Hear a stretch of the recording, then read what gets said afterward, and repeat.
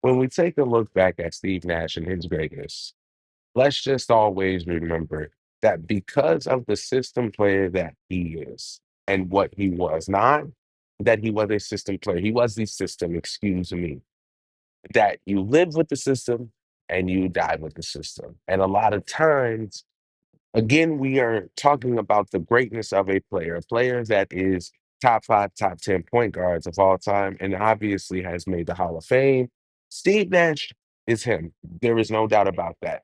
I think the question we are all now wondering is where he stands and why he stands there. And I feel the reason why Steve Nash gets talked about in the way that he does is because the MVPs that he won and the lack of, in people's eyes, this isn't my necessary, this isn't my opinion, but the lack of stats compared to other players during that time. I think what gets taken away from Steve Nash in those MVPs is how he made a whole team go around. That 7 second offense got perfected by Steve Nash. And again, that's how he became the system that the Phoenix Suns were. You come in as a Phoenix Sun, they were going to find a way to implement you in the offense. Now, again, defensively, there was a lot of liabilities, but again, let's not forget Steve Nash.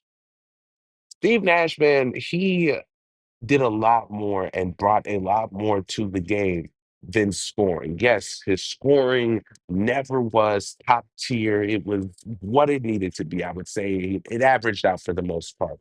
But the facilitating abilities and to be quick-witted the way that Steve Nash was. Because again, remember the 7 second offense is supposed to be a quick offense where within the first 7 seconds of the offense, you are trying to score. You are attempting to move the ball around. You are attempting to have a higher scoring, not even just game, but just overall within the system. That is what the system is supposed to be. But that is also the liability and the downfall of what Steve Nash was. Again, during the end of his career with the Lakers, especially seeing his body break down and him not being able to perform with players like Kobe Bryant and Dwight Howard, it did take away a lot of what Steve Nash had built up in Phoenix. But again, that does not ultimately take away the greatness of Steve Nash. Being a great facilitator and a pure point guard, it is far and few. And when you get those, you have to appreciate them because you get these players like Steve Nash again, Chris.